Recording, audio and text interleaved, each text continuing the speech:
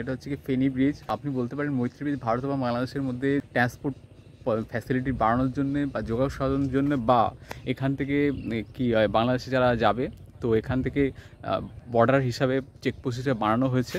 তো এই যে পাশে দাঁড়িয়ে আছে এইটা দেখছেন, এটা হচ্ছে গিয়ে মৈত্রী ব্রিজ।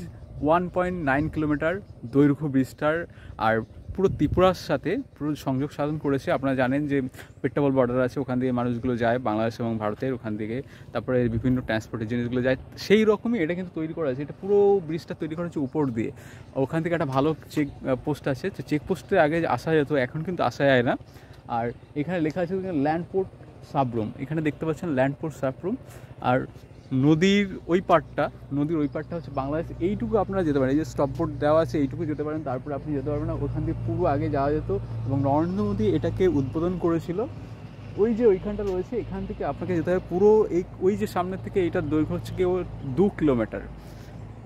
ফেনী নদী ওই পাশটা রয়েছে, আর ওখানে কিছু লোক ভারতীয় চাষ করছে। দেখুন ওখানে ট্র্যাক্টর রয়েছে, ট্র্যাক্টরে ওখানে চাষ করছে। তো এই যে ইয়েটা রয়েছে, ব্যারিকেডটা রয়েছে তার কাটা, ওটা হচ্ছে বাংলাদেশের জন্যে। ওয়েদার খুবই ভালো। আর ত্রিপুরার ওয়েদার আপনারা জানেন যে খুব গরমও না ঠান্ডাও না। আর এখানে রাবার গাছ মানে বেশি চাষ হয়ে থাকে। বাঙালি প্রচুর রয়েছে, যারা ভারতবর্ষ মানে পার্টিশন হচ্ছিল সেই সময় কিছু এসেছে, 71-এর পরে কিছু এসেছে। দেখুন যেহেতু ওই দিকটা তার কাটা রয়েছে, আমরা যেতে পারছি না।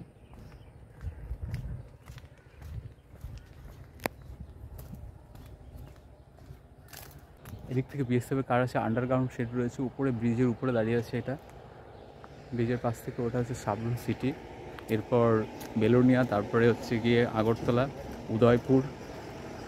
সাবরুমে যারা আসছেন এই মৈত্রী ব্রিজটা আপনি দেখতে পাবেন। এই যে দেখুন সাবরুম শহর ত্রিপুরা, ল্যান্ড পোর্ট সাবরুম। আর ওই যে জায়গাটা দেখছেন ওটা হচ্ছে চেকপোস্টের জন্য করা হয়েছে। যখন চেকিং হয় ওপাশ থেকে, সমস্ত কিছু চেকিং হওয়ার পর এখান থেকে পাস করা হয়।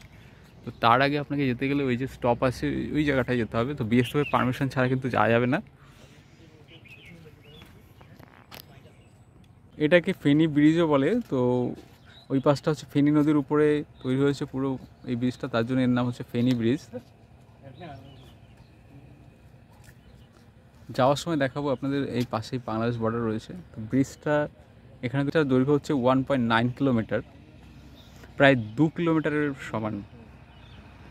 এই দেখুন তার কাটা দিয়ে রেখেছে। আর ওপাশটা যে দেখছেন এই যে বাংলাদেশের বর্ডার, এই বর্ডার তার কাটার এই সাইড। এটা হচ্ছে নদীর একটা পার্ট, ফেনী নদী। তো এই পাশটা দেখুন জল যখন হয় ভরে যায়। আর এই ব্রিজটা দেখেছেন ফেনী ব্রিজ বা মৈত্রী ব্রিজ, ফেনী নদী হচ্ছে এটা। এটা হচ্ছে তার কাটা 0 পয়েন্ট বাংলাদেশ এবং ভারতের।